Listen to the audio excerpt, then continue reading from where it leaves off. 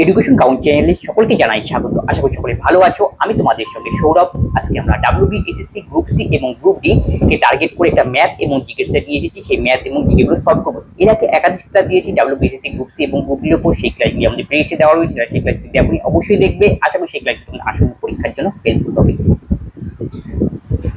প্রথম অঙ্ক দিয়ে শুরু করছি। প্রথম যে অঙ্ক রয়েছে অনুপাতের অঙ্ক, যদি x/y = 2:1 হয় তবে এত এর মান কত। যখন দেখবো আমরা ডাইরেক্ট এক্স আর ওয়াই এর মান আমাদের জানা, তখন ডাইরেক্ট আমরা এখানে মানগুলো পুট করে দেবো। তাহলে এক্স এর জায়গায় বসাবো আমরা 2, তাহলে এক্স স্কয়ার রয়েছে, তাই 2 স্কয়ার হবে 4 মাইনাস ওয়াই এর ঘরে 1, 1 স্কয়ার 1ই। একই রকম ভাবে নিচে তাহলে যোগ হবে 2 স্কয়ার 4 আর 1 স্কয়ার 1। 4 এর থেকে 1 বিয়োগ করলে 3 আর 4 একে 5। তাহলে আমাদের সঠিক উত্তর হবে 3:5, অপশন এ। এক ব্যক্তি 3 মাসে যা রোজগার করেন, 4 মাসে তা ব্যয় করেন, যদি তার বার্ষিক সঞ্চয় 45,000 টাকা হয় তো তার মাসিক আয় কত। একজন ব্যক্তি 3 মাসে যা ইনকাম করেন, 4 মাসে তা এক্সপেন্ড করেন। তাহলে 3 মাসের ইনকাম ইজ ইকুয়াল টু তার 4 মাসের এক্সপেন্ডিচার। আমি কি করব, তার 12 মাসের এক্সপেন্ডিচারটা আমরা হিসাব করে নিই। তাহলে 3 মাসের ইনকাম ইজ ইকুয়াল টু 4 মাসের এক্সপেন্ডিচার। 12 মাসে তার এক্সপেন্ডিচার কত, 3 দিয়ে গুণ করব। 12 মাসের এক্সপেন্ডিচার, তাহলে এই পাশে যদি আমি 3 দিয়ে গুণ করি, ইনকামের সঙ্গে আমাকে 3 দিয়ে গুণ করতে হবে।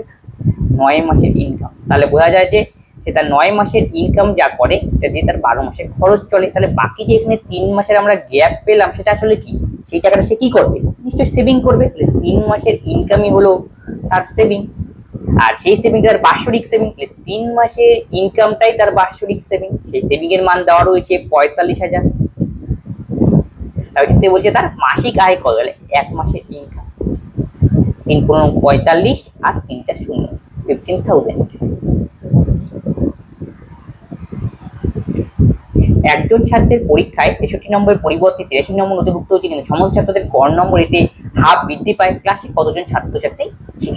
তাহলে 63 পরিবর্তে 83 অন্তর্ভুক্ত করা হয়েছে। তাই 63 নেওয়া দরকার ছিল, কিন্তু নেওয়া হয়েছে 83। তাহলে এতে কতটা ভুল ইনক্লুড হয়েছে, বিয়োগ করতে হবে 3 3ই, আর 5 গেলে 20। এখন যে এই যে ভুল নথিভুক্ত করার জন্য সমস্যাতে গড় বয়স 1 বৃদ্ধি পেয়েছে, হাফ বৃদ্ধি পেয়েছে। আমি জানি না ছাত্র কতদিন ছিল, আমি ছাত্র ধরলাম 1 জন। তাহলে প্রত্যেকে যদি হাফ করে বাড়ে, তাহলে ওভারঅল কত বাড়বে, x × হাফ, আর সেই বাড়াটাই হলো 20। এখান থেকে বলতে পারি x = 2 দোকানে 40। তার মানে ছাত্র ছিল 40 জন। একটি সংখ্যাকে দ্বিগুণ করলে তার সাথে 9 যোগ করে যে সংখ্যাটি পাওয়া যায়, সেই সঙ্গে যদি 3 গুণ করা হয় তাহলে প্রকৃত সংখ্যাটি কত। প্রথমে একটি সংখ্যা x, তাকে দ্বিগুণ করা হলো 2x, তার সাথে 9 যোগ করা হলো। যোগ করলে যে সংখ্যাটি পাওয়া যায়, সেই সংখ্যা যদি 3 গুণ করা হয়, সেই সংখ্যাটিকে আমরা 3 গুণ করলাম, তাহলে উত্তর হয় 75। তার মানে ইকুয়াল টু 75। কাটাকাটি করলে 3 × 5 = 75। তাহলে 2x + 9 = 25। 2x = 16, তাহলে x = 1। সংখ্যাটা ছিল আমাদের 8। 72 কিলোমিটার বেগে গতিশীল 155 মিটার লম্বা একটি ট্রেন 34 সেকেন্ডে সেতু অতিক্রম করে, সেতুটির দৈর্ঘ্য কত।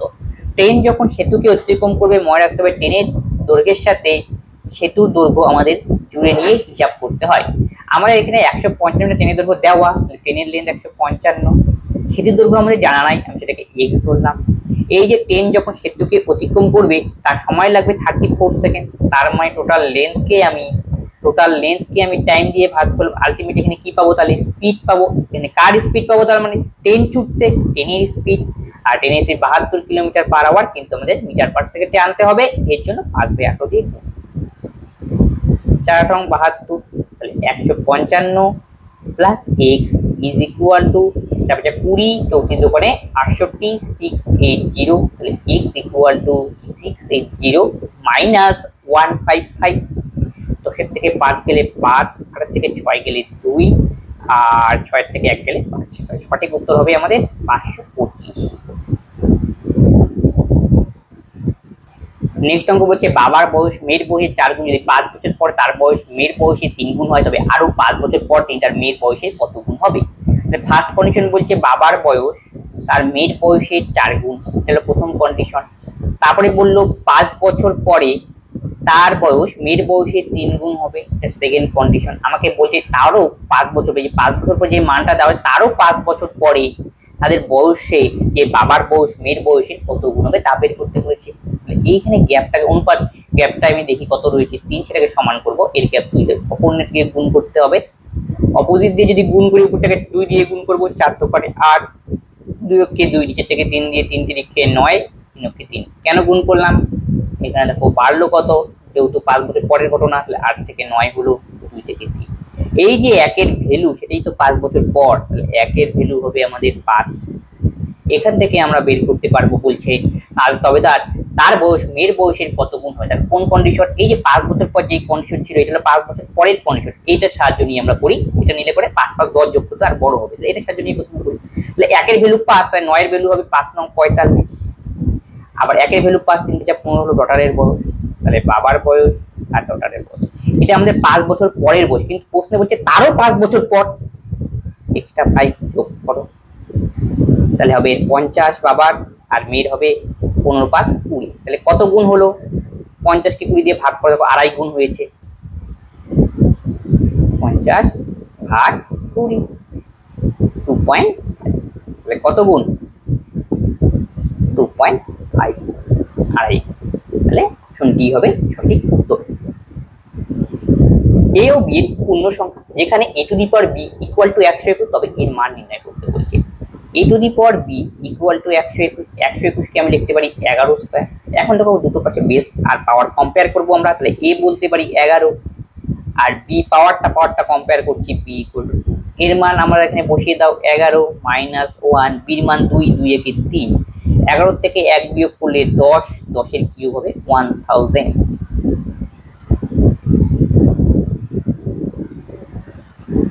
নেক্সট অঙ্ক হলো 10% এবং 20% 30% ধারাবাহিক ছাড় যে একক তার সমতুল্যতা নির্দেশ, মানে সাকসেসিভ ডিসকাউন্ট নির্ণয়। সাকসেসিভ ডিসকাউন্টের ফর্মুলা হলো a plus b minus ab by 100। তাহলে আমরা প্রথম দুটো দিয়ে সাকসেসিভ বাড়ি করবো, তারপর যেটা অ্যান্সার হবে সেটা তৃতীয়টা করবো। তাহলে প্রথম দুটো দিয়ে 20, তাহলে 20 আর 10 যোগ করলে 30 মাইনাস 20 × 10 বাই 100। তাহলে এই 0 0 কাটবো, 30 এর থেকে 2 গেলে 28%। এখন এই 28% দিয়ে 30 এর সাহায্যে কাজ হবে, তাহলে 28 প্লাস 30 মাইনাস 28 গুণন 30 ডিভাইডেড বাই 100। তাহলে 28 এর 30 যোগ করলে 58% মাইনাস 3 28 54, 3 24, 3 2 6 2 8, 3 24 এর 4, 3 2 8 ভাগ 10, তাহলে 58 মাইনাস 8.4, তাহলে বিয়োগ করলে হবে আমাদের 49.6%। Option B. x এর 52%, y এর 30% অনুপাত 12:5, যদি x এর মান y এর চেয়ে 50 বেশি হয় তাহলে 2x প্লাস y এর মান কত? তাহলে x এর 52% ইজ বাই y এর 30% এর অনুপাত দেওয়া রয়েছে 12/5। এখান থেকে অনুপাতটা বের করে পার্সেন্ট তো উঠেই গেল। তাহলে x বাই y, এটাকে xটা এইভাবে লিখে দিই বুঝতে সুবিধা হবে। x by y is equal to 12 গুণন 30 বাই 52 গুণন 5। এবার কাটাকাটি করো 5 দিয়ে, 5 6 30, 2 দিয়ে যদি 4 দিয়ে কাটাকাটি করো, 4 দিয়ে 3 4 12, 4 13 52, 6 13 3 6 18, 8 নিচে হলো 13। প্রশ্নে বলছে x y এর চেয়ে 50 বেশি, এই ডিফারেন্সটা দেওয়া রয়েছে 5, 5 এর ভ্যালু হলো 50। তাহলে 1 এর ভ্যালু আমরা বলবো 10। তো এখান থেকে বের করতে বলছে 2x প্লাস y এর মান কত? 2x plus y। তাহলে অনুপাত হিসেবে কত ছিল x এর মান? 18, 18 দোকানে 36, এখানে 18 বসিয়ে দাও। 18 দোকানে 36 প্লাস y এর মান ছিল 13। তাহলে অনুপাত হিসেবে আমাদের টোটাল মান বাড়ালো 2x প্লাস y এর মান 6 3 9, 3 একে 4, কিন্তু এটা আমাদের তো অনুপাত হিসেবে 2x প্লাস y এর মান, কিন্তু 1 এর ভ্যালু 10, তাকে আবার গুণ করে দাও। Option B. তোমরা ইন্ডিভিজুয়াল বের করতে পারতে, 1 এর মান 10, তার মানে প্রথমটা x এর মান হবে 180, y এর মান হবে 130। এরপর x আর y এর মান এখানে বসিয়ে দাও, 2 গুণন 180 প্লাস 130, ক্যালকুলেশন করলে 490। 65 লিটারের জল মিশ্রিত দুধ ও জলের পরিমাণের অনুপাত 10:10, ওই মিশ্রণে আরো কতটা জল মেশালে দুধ ও জলের অনুপাত 8:5 হবে? তাহলে একটা মিক্সচারের মধ্যে মিল্ক আর ওয়াটারের রেশিও দেওয়া রয়েছে 10:3। এখন ওই মিশ্রণে ওয়াটার অ্যাড করা হলো, যার ফলে মিল্ক আর জলের অনুপাত দাঁড়ালো 8:5। তাহলে এই টাইপের অঙ্কের ক্ষেত্রে গ্যাপটা একটু দেখে নাও, কি বলেছে আগে দেখে নিই। বলছে কি 65 লিটার জল মিশ্রিত দুধে ওই জলে আর কত লিটার জল মেশানো হলো। আচ্ছা জলটা মেশানো হয়েছে, জল একটা ফিক্সড কে ছিল মিল্ক, তাহলে মিল্কটাকে আমি সমান করব, তাহলে উপরেরটাকে আমি 4 দিয়ে গুণ করি, মানে 40 নিয়ে আসার চেষ্টা করছি। 4 10 40, তাহলে এই পাশে গুণ করতে হবে 3 4 12, নিচেরটাকে 5 দিয়ে গুণ করবো কারণ মিল্কটা সমান করতে হবে। 5 8 40, 5 5 25, দুই পাশে যখন নিচে 5 5 গুণ করে দুটোকেই গুণ করতে হবে, উপরে 4 দিয়ে গুণ করছি, এই দুটোকেই গুণ করতে হবে। এইগুলো তাহলে কতটা ওয়াটার মেশানো হলো, যেহেতু ওয়াটার মেশাতে বলেছে তাই আমি মিল্ক সমান করে দিয়েছি। তাহলে ওয়াটার কতটা মেশানো হলো, 5 থেকে 2 গেলে 3, 1 13, 13 ইউনিটের মান আমাকে বের করতে হবে। আর ওভারঅল 65 লিটার মান দেওয়া রয়েছে। 65 লিটার মানে কি, এই যে মিল্ক আর ওয়াটার মিক্সচারের মান, ইনিশিয়ালটা নিলে হবে কিন্তু নতুনটা নিয়ে কাজ করতে হবে। 40 আর 12 যোগ করলে 52, এই যে টোটাল মিল্ক আর ওয়াটারের মিক্সচার, মিল্ক আর ওয়াটার 40 আর 12 অনুপাত হিসাবে যার ভ্যালু 65 লিটার, তাহলে একের ভ্যালু হবে 65/52। আমাকে বলছে কতটুকু ওয়াটার মেশানো হবে, কতটুকু হলো আমাদের হিসাবে অনুপাত হিসাবে 13, 13 মান বের করব, 4 13 52, তাহলে 16 সমস্ত 1/4 লিটার। Option C. একটি জমায়েতে উপস্থিত প্রত্যেকে অন্য সকলের সঙ্গে কর্মদান করলো, মোট কর্মদের সংখ্যা 120 হলে জমায়েতে কতজন ছিল। তাহলে একজন অপরজনের সঙ্গে করেছে, তাই জন্য একটা আমরা ফর্মুলা রয়েছে NCR, পারমিশন কম্বিনেশনের ফর্মুলা। এই ফর্মুলাটা ইউজ করব। এই ফর্মুলাটা হলো n factorial by r factorial into n minus r factorial. কখন এই ফর্মুলাটা আমাদের ইউজ করব, যখন 120 জন লোক কর্মদানের সংখ্যা দেওয়া হয়েছে, টোটাল কর্মদান হয়েছে 120, কিন্তু কতজন লোক ছিল সেটা দেওয়া নাই, আমি মানে n ধরলাম লোক, এই যে n এর মান। তাহলে প্রত্যেকের সঙ্গে তাহলে 2 হবে 2 জন, তাহলে NC2, তাহলে NC2 এর মান দেওয়া রয়েছে 120। তাহলে n এর মান, এটা ফর্মুলা ইউজ করো n factorial by r factorial by n minus r, আর এর জায়গায় 2 বসবে, sorry n factorial, r factorial মানে এখানে আমাদের r মানে নিচেরটা, এটা হলো r, r এর মান 2, 2 ফ্যাক্টোরিয়াল, এখন হবে n মাইনাস r মানে n মাইনাস 2 ফ্যাক্টোরিয়াল, এর ভ্যালুই হলো 120। তাহলে n factorial formula n into n minus 1 into n minus 2, এতটুকু করে নিলাম। আর 2 ফ্যাক্টোরিয়াল মানে কি 2 গুণন 1 মানে 5 ফ্যাক্টোরিয়াল, তার মানে কি একটা করে কমবে, 5 4 3 2 1। 4 ফ্যাক্টোরিয়াল মানে হলো 4 3 2 1, তাহলে n ফ্যাক্টোরিয়াল 1 কমবে, তাহলে n হবে, তারপরে n মাইনাস 1 n মাইনাস 2, কেন এতটুকু রাখলাম, যেহেতু n মাইনাস 2 নিচে ফ্যাক্টোরিয়াল আছে কাটাকাটি যাবে। 2 ফ্যাক্টোরিয়াল মানে কি 2 1 আর n মাইনাস 2 ফ্যাক্টোরিয়াল দিয়ে দিলাম এখানে, এটা কাটাকাটি, তাহলে এই পাশে পড়ে রইল 120। এখন আমাদের আলটিমেটলি দাঁড়ালো n square minus n equal 120 কে 2 দিয়ে গুণ করে 240। তাহলে এবার দেখো কোনটা অ্যান্সার হবে, তোমরা এখানে মিডল টার্মও করতে পারো অথবা তুমি মান চেক করতে পারো, একটু দেখে বোঝা যাচ্ছে। দেখো 240, তাহলে 15 স্কয়ার 225, লাস্ট থেকে শুরু করি, 15 স্কয়ার 225 থেকে 15 বিয়োগ করলে কোনো দিনই আসবে না 240, এমনি ক্যান্সেল। এবার 16 নিয়ে চেক করো, 16 স্কয়ার হলো 256, তার থেকে 16 বিয়োগ করে দাও, 6 6 0 4 240। এন এর জায়গায় কত বসানোর জন্য আসলো আমাদের, এন এর জায়গায় 16 বসানোর জন্য আসলো, সঠিক উত্তর হবে 60। তাহলে এরকম কর্মদানে আমরা তোমাদের এই ফর্মুলাটা ইউজ করতে হবে। আর এখানে যে 120 হলো সেটা কি বেরোলো, টোটাল যে কর্মদানের সংখ্যা সেটা আমাদের দেওয়া ছিল, আর এন মানে কতজন ব্যক্তি, এখানে এন মানে কতজন ব্যক্তি ছিল জমায়েত উপস্থিত ছিল নম্বর, আর ফর্মুলা হলো এটা।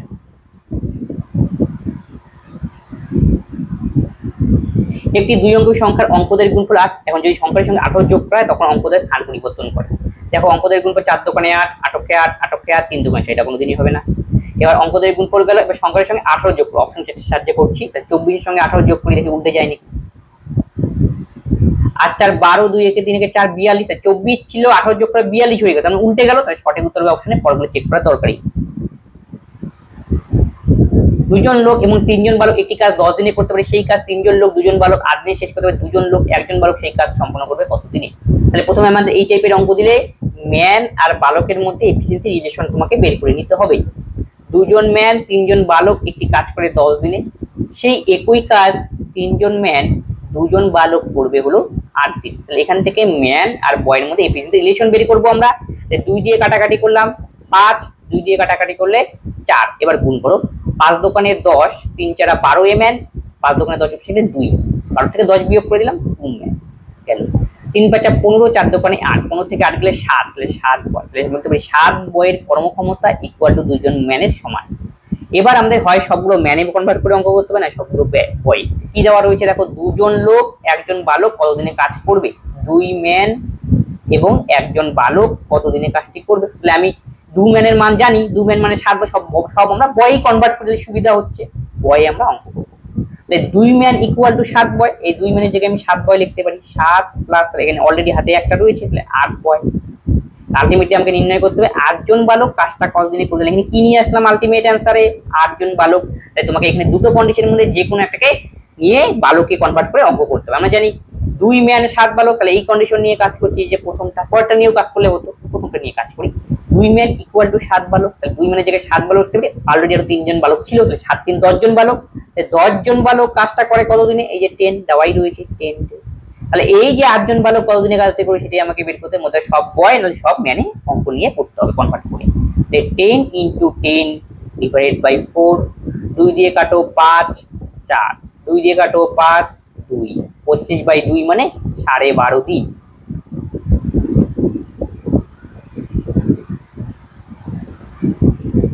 একজন অসৎ ব্যবসায়ী ক্রয় মূল্যে পণ্য দাবি করে, কিন্তু সে বেঠিক ওজন বাটখারা ব্যবহার করে 1 কেজি স্তরে 900 গ্রাম বেচে, তাহলে লাভের শর্ত কত। তাহলে 1 কেজি মানে 1000 গ্রাম, আর কত বেচে 9000 গ্রাম। তাহলে গেইন সে কতটা করে, 100 গ্রামের গেইন ডিফারেন্সটা, আর যেটা দিল সেটা তোমাকে নিচে 900 গ্রাম দেওয়ার ফলেই তো সে লাভ করলো, তাই 900 গ্রাম নিচে ইন্টু 100, 2টা শূন্য কাটা, তাহলে 100/9%, তাহলে 11 সমস্ত 1/9%, 9 11 99 100। Option B. একটি ঘড়ি 1 ঘটিকায় 1 বার ঘন্টা বাজায়, 2 ঘটিকায় 2 বার, 12 ঘটিকায় 12 বার, এরকম 36 ঘন্টায় কতবার ঘন্টা বাজাবে। একটা ঘড়ি যদি 1 ঘন্টায় 1 বার ঘন্টা বাজাবে, 2 ঘন্টায় 2 বার ঘন্টা বাজাবে, এরকম করে 3 ঘন্টায় 3 বার ঘন্টা বাজাবে, 4 ঘন্টায় 4 বার ঘন্টা বাজাবে, 5 ঘন্টায় 5 বার, এরকম করে ডট ডট ডট 12 ঘন্টায় তার মানে 12 বার ঘন্টা বাজাবে। আলটিমেটলি সে 12 বার ঘন্টা বাজালো 12 ঘন্টায়, তাহলে 12 ঘন্টায় আলটিমেটলি কতবার ঘন্টা বাজালো সেটা আমরা বের করে নেব, এগুলো সাম করতে হবে। 12 ঘন্টায় সে গজলা বাজাবে কতগুলো সেটা এখান থেকে বের করতে হবে। দেখো এগুলো কিসে রয়েছে, একটা n সংখ্যক স্বাভাবিক সংখ্যার যোগফল আকারে রয়েছে না, 3 4 ডট ডট ডট n, তাহলে n সংখ্যক স্বাভাবিক সংখ্যার যোগফল আকারে রয়েছে, তখন এগুলোকে আমরা কি ফর্মুলা দিয়ে ইউজ করব, যেহেতু n সংখ্যক স্বাভাবিক সংখ্যার যোগফলের ফর্মুলা হলো n × n + 1/2, এটা হলো n সংখ্যক স্বাভাবিক সংখ্যার যোগফল বের করার ফর্মুলা। আমরা সামিত বের করতে হবে আলটিমেটলি কতবার বাঁচবে, এই সামটা বের করতে হবে। এই যে 1 থেকে 2 3 4 12 পর্যন্ত নিলাম, এটা এখন আলটিমেটলি এখানে কতটা ঘন্টা হলো, 12 ঘন্টা হলো, এই 12 ঘন্টা আলটিমেটলি কতবার বাঁচবে সেটা আমরা হিসাব করব, এখন ফর্মুলা ইউজ করব এটা, যেহেতু সবগুলোই আমাদের এই প্রথম n সংখ্যক স্বাভাবিক সংখ্যার যোগফল আকারে রয়েছে। তাহলে n এর মান 12, তাহলে 12, তারপরে 12 + 1 13 হবে, 12 এর সঙ্গে 1 যোগ নিচে 2, 6 13 78 বার। তাহলে আমি বলতে পারি 12 ঘন্টায় তাহলে ঘন্টা বাজে হলো 78 বার, কিন্তু আমাকে প্রশ্ন তো বলেনি 12 ঘন্টায় কতবার, আমাকে বের করতে বলছি 36 ঘন্টায় কতবার। তাহলে 12 কে কনভার্ট করো 36 এ 3 দিয়ে গুণ করতে হবে, 36 ঘন্টা, তাহলে এই পাশেও 3 দিয়ে গুণ করে দাও, 3 8 24, 3 7 21, 22 23, 234 বার। এটা তোমাকে 12 ঘন্টা না বলে 36 ঘন্টা না বলে 38 ঘন্টা দিতে পারতো, আরো বেশি দিতে পারতো, এইভাবে অঙ্কটা করতো।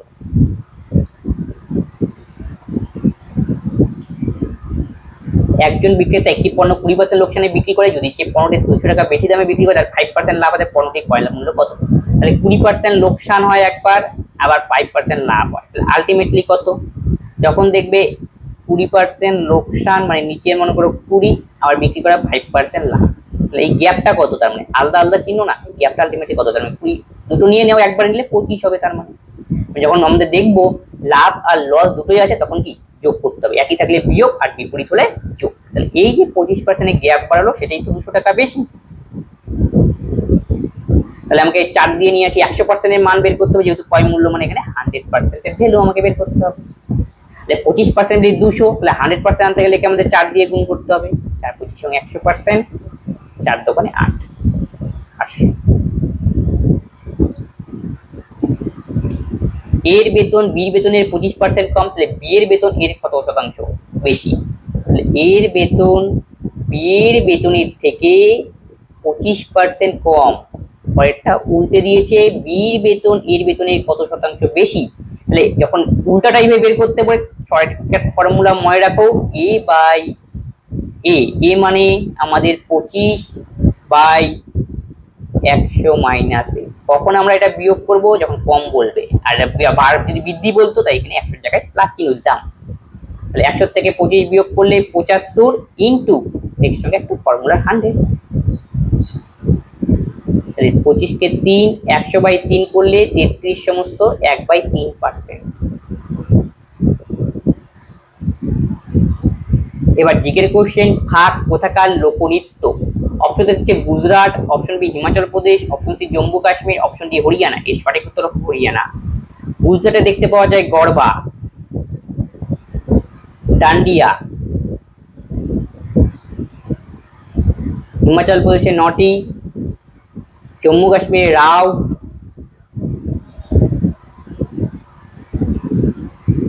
Central inland fisheries research institute কোথায় রয়েছে? অপশন এ ব্যারাকপুরে রয়েছে। ধানবাদে রয়েছে মাইনিং এর রিসার্চ সেন্টার, মাইনিং বিভিন্ন খনিজ সম্পদের রিসার্চ সেন্টার। কার্নালে দুগ্ধ মিল্ক রিসার্চ সেন্টার, দুগ্ধ রিসার্চ সেন্টার। খড়ি দিয়ে কিনলাম উপন্যাসটি কে লিখেছেন? বিমল মিত্র হবে সঠিক উত্তর। অখিল নিয়োগী পরীক্ষায় ছদ্মনাম জিজ্ঞেস করে, তার ছদ্মনাম হলো স্বপন বুড়ো। রবীন্দ্রনাথের ভানু সিংহ ছদ্মনাম, আর আন্নাকলি পাকরাশি, পাকরাশি। খড়ি দিয়ে কিনলাম বিমল মিত্র। তাছাড়া আরেকটা তার উপন্যাস রয়েছে, সেটা হলো সাহেব বিবি গোলাম।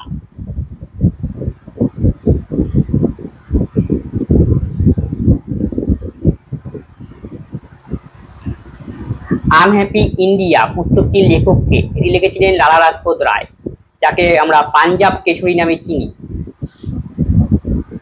পাঞ্জাব কেশরী। তিনি সাইমন কমিশনের বিরুদ্ধে আন্দোলনরত অবস্থায় মারা যান, কমিশনের বিরুদ্ধে আন্দোলনের সময়।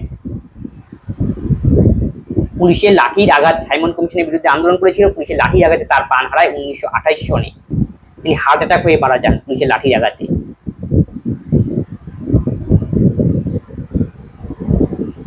এর প্রতিবাদ, এর প্রতিশোধ নেওয়ার জন্য ভগৎ সিং, সুখদেব, রাজগুরু মিলে স্যান্ডার্সকে হত্যা করেন। স্যান্ডার্স, কিন্তু স্যান্ডার্সকে হত্যা করা করেছিলেন তারা, কিন্তু এটা কিন্তু ভুলবশত হত্যা হয়েছিল। আসলে তারা জেমস স্কটকে হত্যা করতে চেয়েছিলেন, তারা চেয়েছিলেন হত্যা করতে জেমস স্কটকে, কিন্তু ভুলবশত স্যান্ডার্সকে হত্যা করে দিয়েছিলেন।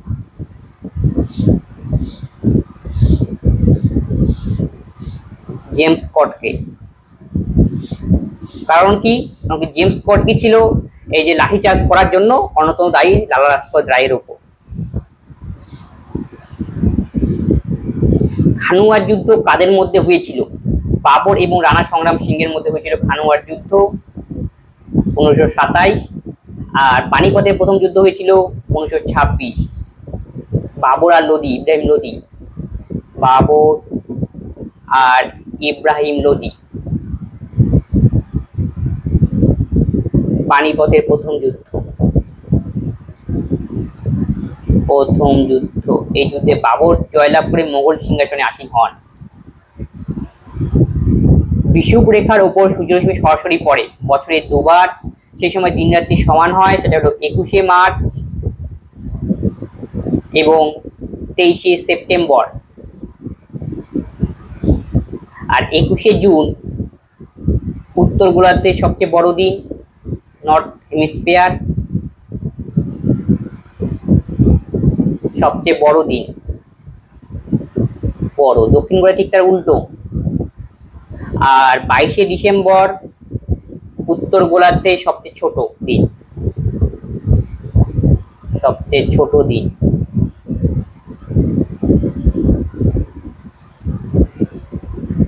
কোচবিহার কোন নদীর তীরে অবস্থিত? কোচবিহার তোর্ষা নদীর তীরে অবস্থিত।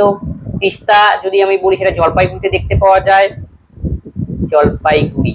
পরীক্ষায় জিজ্ঞেস করে জলপাইগুড়ি কোন নদীর তীরে অবস্থিত, পরীক্ষার অপশনে করলা থাকে এবং তিস্তা দিলে তিস্তাকেও টিক করতে হবে। কোন ধারাটি ভারতের কন্টিনজেন্সি ফান্ডের বিধানমূলক সাথে যুক্ত? আর্টিকেল 267। এটা বলা যে কোনো ইমার্জেন্সির সময় কোনো যদি ভারত সরকার কোনো ফান্ড তার ব্যবহার করতে পারে সেটাই হলো কন্টিনজেন্সি ফান্ড, ইমার্জেন্সির সময় ব্যবহার করে, এটা হলো আর্টিকেল 267। আর 266তে রয়েছে কনসোলিডেট ফান্ড, কনসোলিডেট ফান্ড। এটা বিভিন্ন ইনকাম ট্যাক্স যত রয়েছে সেগুলো এই অ্যাকাউন্টে গিয়ে জমা হয় এই ফান্ডে। যদি কোনো তরঙ্গ কম্পাঙ্কের দ্বিগুণ হবে তরঙ্গ দৈর্ঘ্য কত হবে? তো সাউন্ডের থেকে কোশ্চেন, এই জন্য একটা ফর্মুলা রয়েছে সেটা জানলে পরে ইজিলি অ্যান্সার করতে পারবে। সেটা হলো V equal to N lambda. V মানে হলো শব্দের বেগ, স্পিড, এন মানে কম্পাঙ্ক, আর ল্যামডা মানে তরঙ্গ দৈর্ঘ্য। ল্যামডা মানে তরঙ্গ দৈর্ঘ্য, ল্যামডা এবারে ল্যামডা, ল্যামডা মানে হলো তরঙ্গ দৈর্ঘ্য, তরঙ্গ দৈর্ঘ্য। আর এন মানে এখানে কম্পাঙ্ক, কম্পাঙ্ক। আর ভি মানে স্পিড, শব্দের গতিবেগ। এটা এমনি সম্পর্ক, এই সম্পর্ক দিয়ে আমরা এটা অ্যান্সার করব। তাহলে দেখো সম্পর্ক কার মধ্যে আমাদের বলছে কম্পাঙ্কের সঙ্গে তরঙ্গ দৈর্ঘ্যের। তাহলে আমি এখান থেকে লিখতে পারি lambda is equal to V by N. এখানে তো ভি এর কথা কিছু বলা নেই, তাকে ফিক্সড হিসাবে নোট করতে হবে, এটা স্থির পজিশনে রয়েছে। তাহলে আমি বলতে পারি ল্যামডার সঙ্গে কম্পাঙ্কের ব্যস্ত সম্পর্ক। দেখো ল্যামডা আর ল্যামডার সঙ্গে যদি সোজাসুজি থাকতো তাহলে বলতাম সরল সম্পর্ক, কিন্তু ল্যামডা এক পাশে আর 1/n কি ভগ্নাংশ আকারে, 1/n আকারে। তাহলে বুঝবো আমরা এখান থেকে ল্যামডার সাথে 1/n ব্যস্ত সম্পর্ক রয়েছে। তার মানে কম্পাঙ্ক বাড়লে তরঙ্গ দৈর্ঘ্য কম হবে, তরঙ্গ দৈর্ঘ্য কম হলে কম্পাঙ্ক বেশি হবে, এটাই হলো ব্যস্ত সম্পর্ক। এখন বলছে কম্পাঙ্ক দ্বিগুণ হলো, এই কম্পাঙ্কের মান n এর মান যদি দ্বিগুণ হয় তাহলে তরঙ্গ দৈর্ঘ্যের মান কত হবে? যেহেতু ব্যস্ত সম্পর্ক তাহলে উল্টা হবে, তাহলে হাফ হবে। আর সরল সম্পর্ক হলে দ্বিগুণ হলে কম, তখন তরঙ্গ দৈর্ঘ্য দ্বিগুণ, কম্পাঙ্ক দ্বিগুণ হলে তরঙ্গ দৈর্ঘ্য দ্বিগুণ হতো। কখন? যদি সরল সম্পর্ক হতো। তো ব্যস্ত সম্পর্ক আমাদের, তাই কম্পাঙ্ক দ্বিগুণ হলে তরঙ্গ দৈর্ঘ্য তার মধ্যে।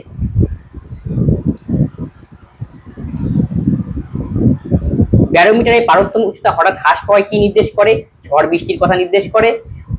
অপশন বি হবে এর সঠিক উত্তর, ঝড়। ডাইরেক্ট ব্যারোমিটারের পাত নেমে যায় তখন ঝড়, যদি উপরের দিকে ওঠে আবহাওয়া পরিষ্কার হচ্ছে, উল্টাটা। আর দেখো ব্যারোমিটার আবিষ্কার করেছেন টরিসেলি,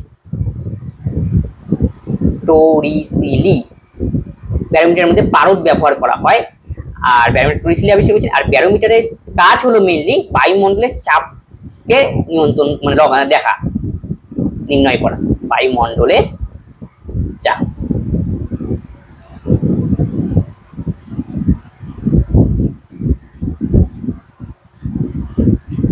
যে সুদের হারে আরবিআই অন্যান্য ব্যাংক থেকে লোন নেয় তাকে বলা হয়।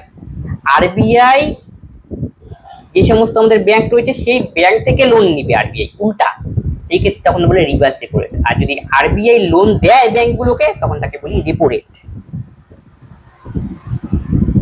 বিশ্ব খাদ্য দিবস কোন দিন পালন করা হয়? এর সঠিক উত্তর হবে 16ই অক্টোবর বিশ্ব খাদ্য দিবস পালন করা হয়। এফও এটা পালন করে, এফএও। এফএও হলো food and agriculture organization, food and agriculture organisation.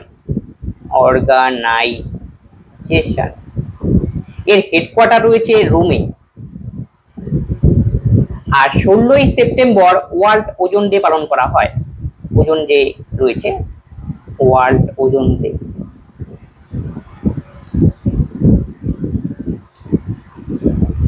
Rider cup কোন খেলার সাথে যুক্ত? রাইডার কাপ গল্ফের সঙ্গে যুক্ত। রাইডারের সঙ্গে মনে রাখো ওয়ালকার কাপ, দুটোই গল্ফের সঙ্গে যুক্ত, ওয়ালকার কাপ। হকির সাথে যুক্ত হচ্ছে Sultan Azlan Shah trophy, Sultan Azlan Shah trophy, Azlan Shah trophy. Dhyan Chand cup, ধ্যানচাঁদকে হকি জাদুকর বলা হয়, Dhyan Chand cup. Aga Khan cup, Aga Khan cup. এই সমস্ত কাপ হকির সঙ্গে যুক্ত। ব্যাডমিন্টনের সঙ্গে Thomas cup, Uber cup, Thomas cup, Uber cup, এগুলো হলো ব্যাডমিন্টনের সঙ্গে যুক্ত। শাইলক চরিত্রটি সৃষ্টি করেছেন কে? William Shakespeare. তার লেখা বই বিভিন্ন রয়েছে। চার্লস ডিকেন অলিভার টুইস্ট, তার লেখা বই টুইস্ট। এছাড়াও তিনি লিখেছিলেন ডেভিড কপারফিল্ড।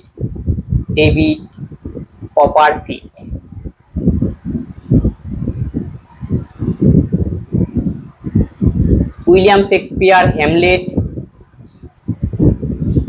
ম্যাকবেথ,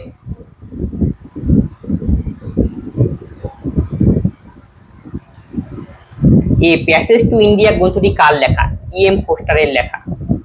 কুলদীপ নায়ারের বিখ্যাত বই পরীক্ষায় জিজ্ঞেস করেছিল দ্য জাজমেন্ট।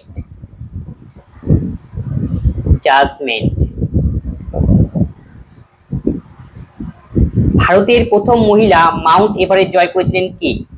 বাচেন্দ্রী পাল, ভারতীয় কিন্তু তিনি প্রথম মাউন্ট এভারেস্ট জয় করেছেন মহিলা হিসাবে। আর যদি ওয়ার্ল্ডের ওভারঅল ব্যবহার করা হয় তাহলে জুনোকো দেবেই।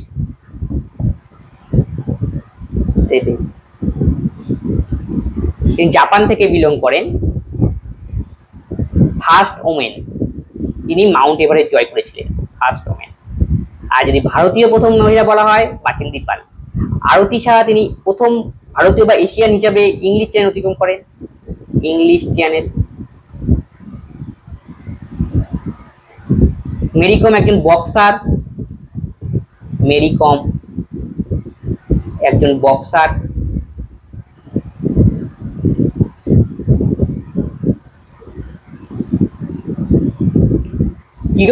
বসন্তের শহর কাকে বলা হয়? বসন্তের শহরকে কুইটোকে বলা হয়। কুইটো হলো ইকুয়েডরের রাজধানী। ইকুয়েডর এর রাজধানী হলো কুইটো। বেলজিয়ামের রাজধানী ব্রাসেল। বেলজিয়ামকে বলা হয় ককপিট অফ ইউরোপ। ককপিট মানে যুদ্ধক্ষেত্র। এখানে বিভিন্ন যুদ্ধ হয়েছে। ওয়াটারলুর যুদ্ধ। বেলজিয়ামের রাজধানী ব্রাসেল, একে বলা হয় ককপিট অফ ইউরোপ। চিকাগোকে বলা হয় পৃথিবীর কসাইখানা। কাশ্মীরকে ভূস্বর্গ বলা হয়, তোমরা সবাই জানো। নিম্নলিখিত কে আলিপুর বোমা মামলার সঙ্গে জড়িত ছিলেন? অপশন হচ্ছে S N. Banerjee, option B Jatin Das, option C Aurobindo Ghosh, option D Bijay Tripathi. সঠিক উত্তর অপশন সি অরবিন্দ ঘোষ। তিনি আলিপুর বোমা মামলার সঙ্গে জড়িত ছিলেন, 1908 হয়েছিল। এবং আলিপুর বোমা মামলা এই ঘটনার সঙ্গে হয়েছিল ক্ষুদিরাম বোস কিংসফোর্ডকে হত্যা করার চেষ্টা করেন, কিংসফোর্ড তো মরেনি, অন্য কেউ মারা গিয়েছিল। ক্ষুদিরাম বোস, প্রফুল্ল চাকি, তারা কিংসফোর্ডকে হত্যা করার চেষ্টা করে কিন্তু মারা গেছে মিসেস কেনেডি, অন্যজন। এটার জন্য তাদেরকে ফাঁসি দেওয়া হয়েছিল। এই আলিপুর বোমা মামলার সঙ্গে অরবিন্দ ঘোষও যুক্ত ছিলেন। অরবিন্দ ঘোষের বিখ্যাত বই সাবিত্রী। অরবিন্দ ঘোষ যখন জেলে গিয়েছিলেন তাকে বাঁচিয়েছিলেন চিত্তরঞ্জন দাস।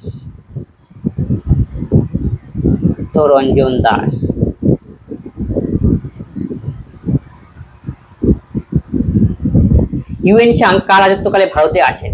অপশন সি প্রথম চন্দ্রগুপ্ত, অপশন বি দ্বিতীয় Chandragupta, option C Samudragupta, Harshavardhana. Hiuen Tsang ছিলেন হর্ষবর্ধনের সময়। হিউয়েন সাং এর বই হলো সিইউকি। এখান থেকে ভারত সম্পর্কে অনেক কিছু তিনি লিখে গিয়েছেন। সিইউকি হিউয়েন সাং এর বিখ্যাত বই। প্রথম আর দ্বিতীয় চন্দ্রগুপ্ত যে রয়েছে তার সময় এসেছিলেন ফাহিয়েন।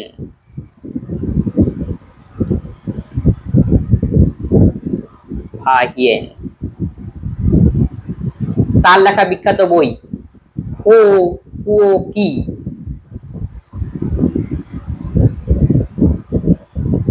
দ্বিতীয় চন্দ্রগুপ্ত রাজত্বের সময় আসে। সমুদ্রগুপ্ত সভাকবি ছিলেন হরিসেন। সমুদ্রগুপ্তকে বলা হয় ভারতের নেপোলিয়ান। কোন নদী কর্কটক্রান্তি রেখাকে দুবার অতিক্রম করেছে? এই সঠিক উত্তর হবে অপশন সি মাহি রিভার। সেটা অতিক্রম করেছে গুজরাট এবং মধ্যপ্রদেশে। আর মাহি রিভার গুজরাট, মধ্যপ্রদেশ এবং রাজস্থানের মধ্য দিয়ে প্রবাহিত হয়েছে। মাহি হলো সোনের উপনদী। রিহান প্রকল্পটি কোন রাজ্যে অবস্থিত? রিহান প্রকল্পটি উত্তরপ্রদেশে অবস্থিত।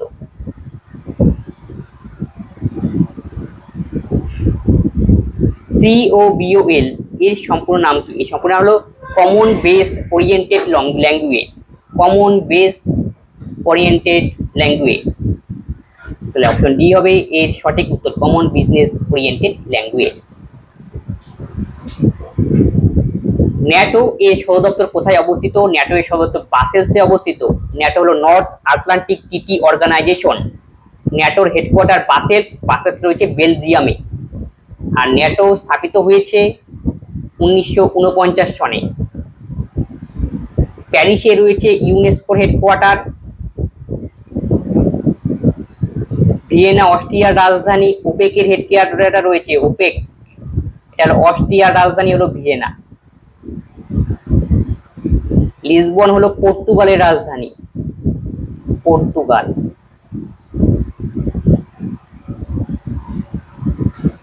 লোকসভা দ্বারা গৃহীত অর্থ বিল কত দিনের মধ্যে রাজ্যসভা দ্বারা পাস করতে হয়?